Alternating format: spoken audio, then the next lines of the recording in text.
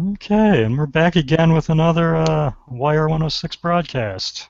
Hey, how you doing, Paul? All right, how you doing?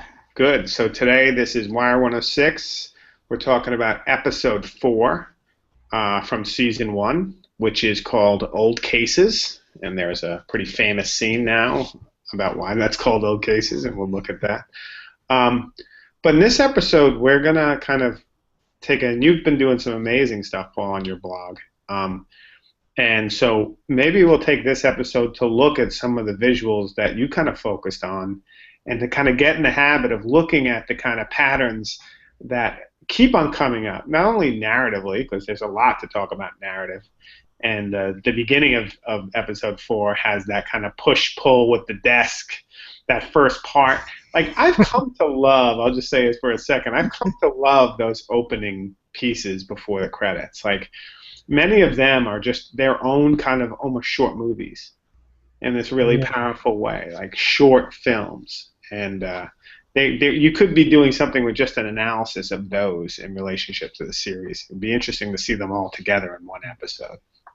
yeah, that's an idea. I know Simon says that the opening scene of each season is like a metaphor for the entire season.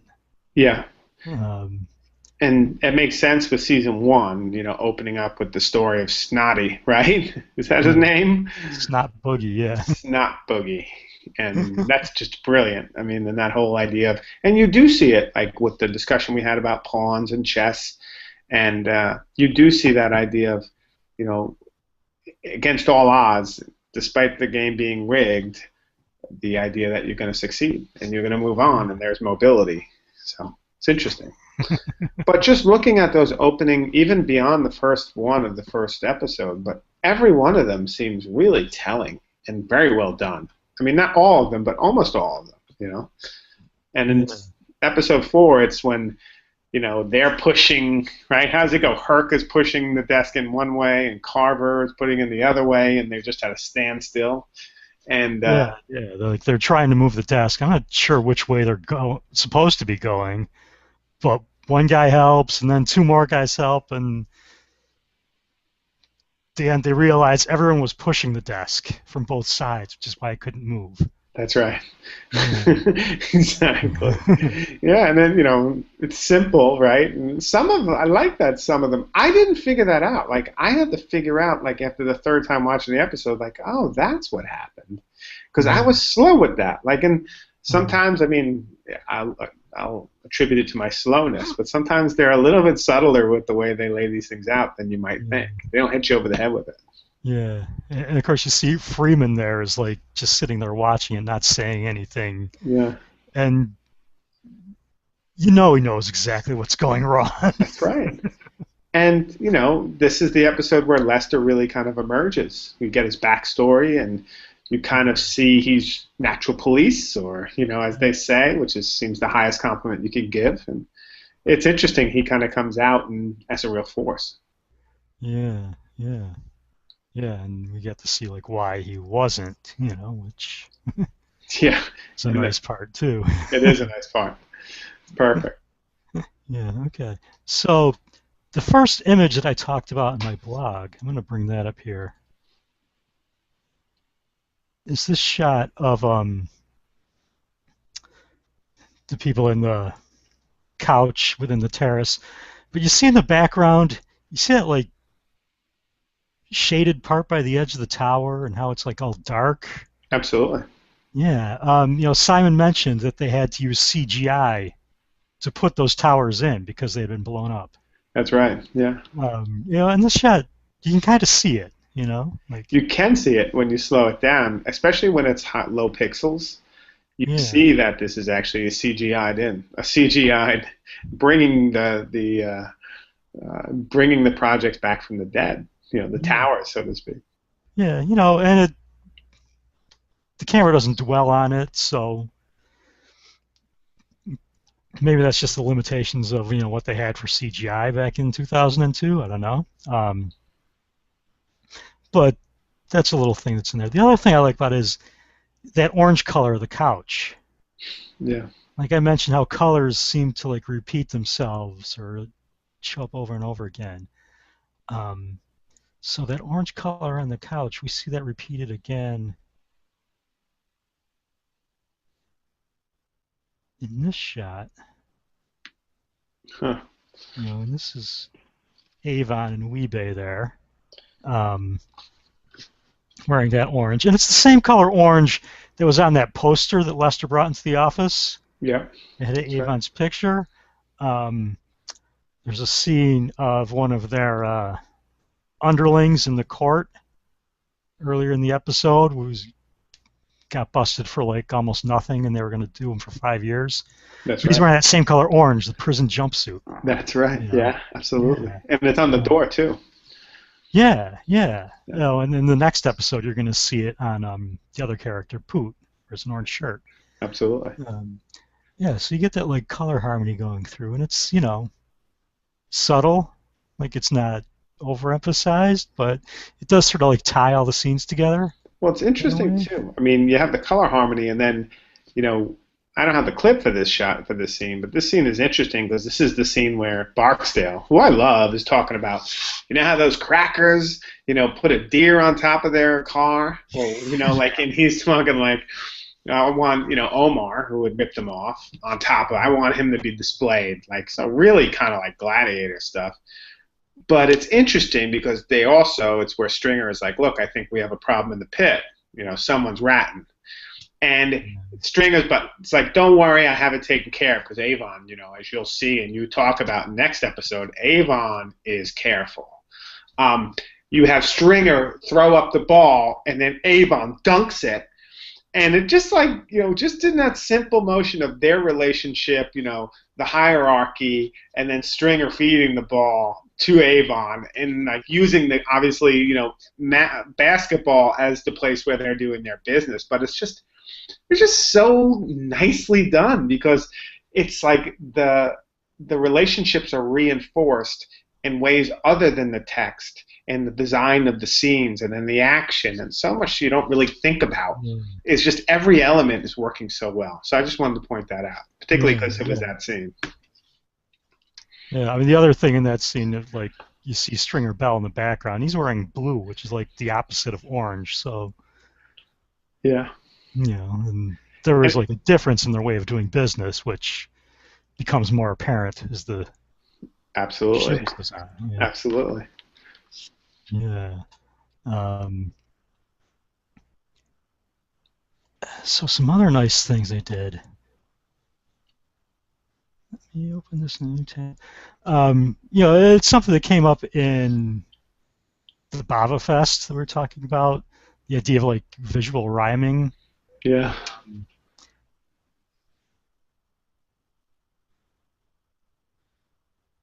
So Oh, this is yeah, great. it's small, but um, the scene cuts from the janitor's bucket in the prison where Bodhi just walked out of to the police coffee cup on the dashboard.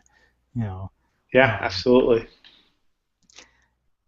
And I mean, and when you see it, I didn't see it until you pointed it out in your post. But when you see it, you really start to you start to realize like again, you miss it. Like you're watching the episode, you're caught up in Herc talking to Carver about the fact that this is a bullshit detail, and you don't catch the detail visually that's tying these two worlds together, right? yeah, And it's really cool.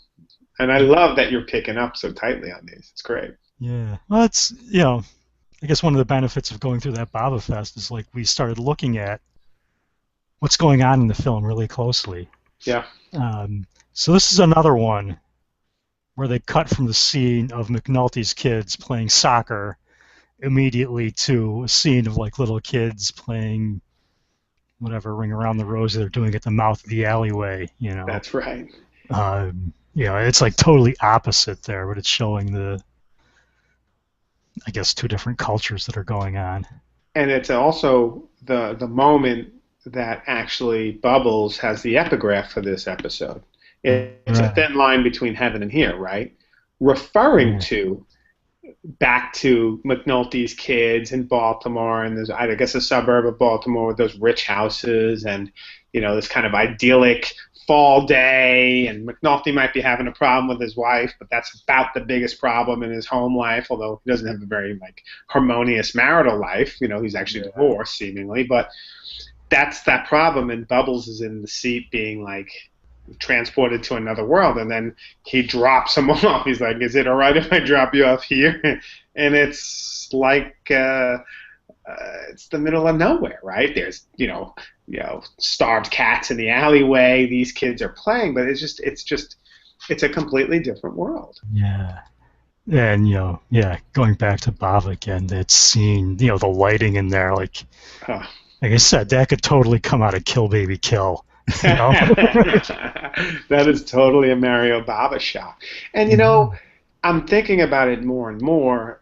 As we're going through this, I also see the same effect is happening as when we went through Mario Bava's films. It's like you're starting to really start to pay attention to the visual themes that are defining the series or defining, say, an auteur's films like Mario Bava. But in this case, you're pointing it out and it's reinforced. We talked about it last episode.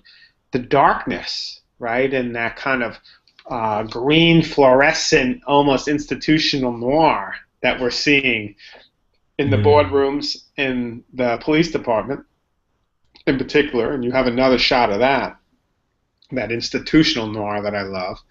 But then you also have these kind of really urban decay kind of take you back to almost a kind of an urban horror film or an urban horror set, which we'll see really play out in the fourth season when we're dealing with education. But it's a really it's a stark world that's being developed here, and it's funny that even though there's this idea of a thin line between heaven and here that Bubble says, it doesn't really seem for most of this series that we're ever in that notion of heaven. We Yeah. never spend any real time outside of Baltimore in the kind of other alternative world, right? Well, like the best you see is purgatory. It's true. Heaven really doesn't get. It's like Paradise Lost. Heaven doesn't really get a good showing. You know what I mean? Uh, it's interesting. Yeah. Yeah. So, um, But what about that shot? I remember that shot from that thing of McNulty and Bunk. yeah, yeah. I really like that shot. This one here. Yeah, this is McNulty and Bunk. They're in the bar. Well, that's Um, Lester. yeah, Lester. Sorry. Um, oh yeah, that other one. We'll get to that in a Yeah, second. This is exactly. one. McNulty has figured out that Lester is a real cop. Natural Um, police. and, yeah, and he's like getting the lowdown on why Lester is the way he is. Yeah, and the sound to this is nice too because you got that bar music going on, and it's this jazzy noir, which really sets the mood for everything, Yeah. along with the darkness and the lighting. Um, but yeah, again, you've got that orange and blue thing going on in the middle. The Yeah. glowing, you know, it's totally Bava. It is, and the glowing signs and the blue on the side, and even is their beer bottles are glowing. Yeah, Yeah, yeah, it's true. I mean, that's a really nice noir shot there. And so there's the barroom noir. We're kind of used to that if you've seen the 40s noir, right? But one yeah, of the things that I thought was interesting about Double Indemnity when you're talking about noir, and possibly one of the best, if not the best noir, you know, uh, Billy Wilder did a great job of capturing, that dark, seedy side of it, but he also did a great job of capturing the institutional noir of the insurance broker, and the scene when he goes out and he's bowling, and this is kind of a post I'm trying to think about writing is this notion of institutional noir, in particular with Double Indemnity, the cubicles of the building and the kind of gramophone he uses to not the gramophone, but there's a particular name of the recorder he uses to tell his story, dictaphone. the dictaphone.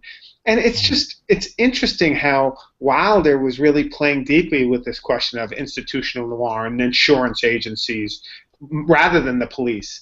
And what you see in a scene like this with Bunk and Jimmy McNulty is the insurance agencies have become the police, right? Like the cubicle and that whole notion of, clearance and statistics, that's what police departments have become. It really have become to some degree denatured from their very idea. And you'll see that little kind of ironic bumper sticker there, I love city life. Um, it's a really interesting kind of shot because it's almost like I think one of the more compelling things about the show for me has been, at least watching it again this series, is the way in which Simon and the entire series focuses very much on the spaces and the design of those spaces in which this all happens. And they're very kind of bureaucratic, cold. There's no place for you to be who you are and express it. You see these kind of pathetic little pictures, right, on this kind of, glazed glass cubicle. Like the space is completely alienating. And I think that's exactly what Billy Wilder does very effectively in Double Indemnity. So there's some real parallels for me in my mind between this institutional noir and some of the best visions of noirs, and how the very idea of life and how it's being kind of designed and built is a process of alienation. And so I'm really taken by this shot. Yeah. Especially to think about design, that's the thing that jumps out at me. You got that repetition, the line, that perspective thing going on in there. You're really artistic the way it's laid out. Yeah, Yeah. absolutely. And at the same time, really captures a space we're all familiar with. You know what Yeah. I mean? Like, Yeah. that is definitely a familiar space. Yeah. Yeah. Um,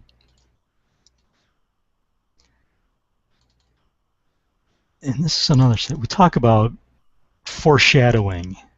Yeah. Yeah, how pictures tell a story. So here's one. This is like an opening shot in the basement room. We see Presbalewski, the officer there, doing his word search puzzles. Um, then, as the scene opens up, it's just sort of like the guy goofing off in the office because he can't go out in the street. But as the series unfolds, that idea of like solving puzzles, that's like his skill set. That's what he's good at, and that's what he brings to the show, to That's the right. squad. You know, um, so it's just like hinting at what's coming ahead, just like that earlier shot with Freeman's dollhouse and the attention to detail that he's putting into it. Absolutely. Yeah, and Mm. it's also a foreshadowing that not only shows you what's coming, but also defines character, right? Like Yeah, defining character doesn't always have to be through text, right? It's this idea of, like you said, designing the scene and setting the cards in many ways. And I think that's some of the things you lose maybe in the complexity of, video or film. Not to say it's more complex than sound or a great novel or literature. I'm not suggesting that, but you can work on many levels. You can work on the design of the scene, the richness of the text, and you don't have to depend entirely on text to fill out all the other elements. And the sound, as you've pointed out, and we'll do a separate show on that. And good news, we do have one of the sound editors from The Wire agreed to come, and she's going to come and talk to the class about some of this stuff, and we'll do some pre-recorded interviews with her. So I'm really excited. More information about that. But I mean, we have these three, the kind of merging of all the different media we'll talk about this semester, right? The visual, the design, the audio, the video. And then I think, the mashup can be thought of as a lot of ways. I mean, you can even think of it as allusions to other shows, right? You can see elements of, I think, noir. You can see elements of, Coppola's Conversation. You see a lot of deep references and allusions, and you might not call them necessarily mashups, but I like to think of them as a kind of form of bringing in art and reworking it to tell your story as well, recognizing that no piece stands alone. But it's a very interesting kind of amalgamation, this series, of so many of the things that we're going to talk about over the course of the semester. yeah. And so here's another shot that I liked. If I can get this to come up, yeah, kind of small, but this is Burrell in his office. He's playing golf while he's talking about things, and they just show this scene. It takes his putt and misses completely. You see those other two balls that didn't make it either. Um, Very good use of the GIF, by the way. yeah, that one came out good. Although I don't know, they seem to move like twice as fast as Yeah, they did in Photoshop. So I don't what know. are you using, GIMP? Photoshop. Oh yeah, I would use. I mean, I like to use MPEG Streamclip, and then I can control the frame rate because the Yeah. image sequence you can send down, control the frame rate, and I think you can in Photoshop too, but I'm just too cheap. Yeah, you can. It seems like they're moving faster here than they were when I Oh, opened in them Photoshop. natively. Yeah, Yeah. I don't know. But but anyway, it's got that thing where he's like always off target, yeah, you totally. know. Yeah, he doesn't sink the hole. Yeah, and I guess by gifting it, it's an eternal miss. It's in the hole. It's in the hole. um, so here's another GIF. GIFs are good. I love GIFs as elements of breaking down the scene. Two of the GIFs that I would probably have made of this scene is there's the one where D'Angelo is telling the story of his shooting the woman who Tap, tap, actually, tap. Yeah. Bunk and Jimmy go and they do the fuck, fuck, fuck scene where they say, a whole scene, and that's kind of a gimmick scene, but it's interesting. Um, it loses its appeal, I think, the second or third time because it seems forced, but that's where they discover that scene he was talking about. So he describes very beautifully in stories what happens, very grisly in the reality of the police officers with the pictures. But one of the things that I loved is if you when D'Angelo's telling that scene, the way in which it has this kind of focus that brings him slowly and very eerily into the shot and kind of focuses him in and then stops. And it's just a really brilliant effect to kind of heighten the story he's telling you. And it's just subtly done so that you wouldn't think anything's happening. It's a slow pan, slow zoom, not even pan, a slow zoom in that's really heightening the effect of the story he's telling. It's just brilliant. I'd love to capture that on a GIF to show people how this stuff is working. It's cool. Yeah, the other nice thing about that is like he's talking about tap, tap, tap on the Yeah, window. that's And right. then when Bunk is investigating, he's outside and he goes up to the window, tap, Tap, tap, tap, tap tap. with his gun. Yeah, it's really just that parallel is really it's really cool. Yeah, yeah. I mean, it's almost too much, because Bunk is making an assumption. And it's exactly right. Yeah, Um, so this scene is it showing up here? it Yeah, is. okay. That's Bubbles. Yeah, this is bubbles in the car window. Reflections, mirrors is kind of a theme that we're seeing through this. And like some of the earlier episodes, we saw scenes play out through a mirror. There's a scene where Detective Greggs comes home and we see the mirror on the wall and we see her come through the door. Yeah, So same here. We're seeing Bubbles is in the back of, I forget if he's with Greggs or McNulty at this point, but you can see the city go by in the window as they're driving through. absolutely. It's a nice way of bringing them both together. Yeah, and I mean, interestingly about not only this scene but many scenes is the mirror effect is also kind of this notion of a kind of we talked a lot about surveillance, and surveillance doesn't go away. But the kind of mirroring of which you'll talk about in the next episode, and you've already written up some of this. Even people surveilling themselves, or cautious where they're looking at themselves. You know, Yeah. is interesting. I mean, that kind of question of to what degree are we living in a culture of paranoia, right? And Yeah. paranoia. The interesting thing about it is usually, it's self-inflicted, right? Like it's the surveillance of your and it's some breakdown, and it's also usually, the self, and it's kind of interesting because Wesley Clark, who directed the first and second episode, I think, and maybe even the third, but I don't remember for sure. he talks about being influenced by Coppola's The Conversation. And the way in which Coppola's Conversation, a film you should see if you haven't, of the early 70s, is it's a film all about technology as a means to control and survey. And that the misuse of that, or the misinterpretation of that, particularly audio, interestingly enough, has kind of potentially devastating effects for those who are part of that kind of, who embed themselves and support the technology. And for him, it led to extreme paranoia, and also, and ultimately, a breakdown. And it's interesting. One of the things that I'm really compelled by in the series, and compelled by in this episode, is the retro tech. The fact that these gangsters are going back to the pager because they don't track as much as the cell phone, and you can move to different phones, and you have actually a little bit more freedom. And it's harder for them to actually find you and catch you. And so the idea is, everyone's saying, why, if these are such hardcore gangsters, why are they going back to cheap ass technology like pagers? And Lester says it's a discipline, right? It's the discipline of refusing to be surveyed. And how much discipline in this culture that takes is a really interesting subtext, because all the technology in The Wire, when 2001, when this has started, all seems so out of date.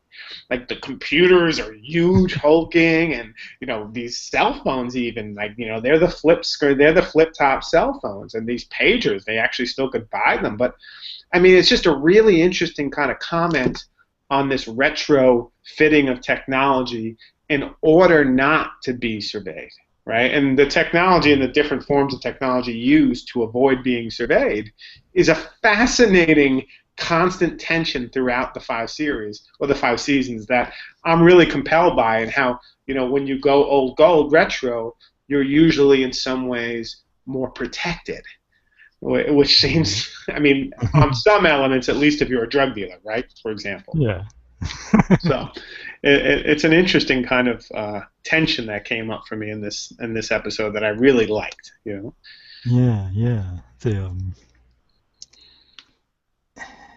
Yeah, I mean, even we compare like what the police have to what the FBI have. Yeah. There's like a different generation of technology. Absolutely.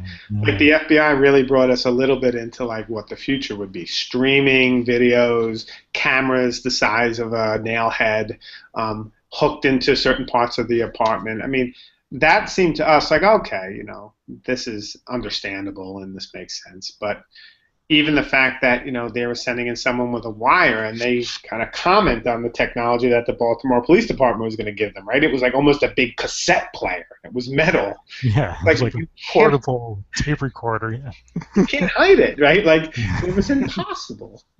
Yeah, it's really interesting. This also subtle commentary on the culture and technology, and how the two are informed by one another. It's again subtle but constantly present.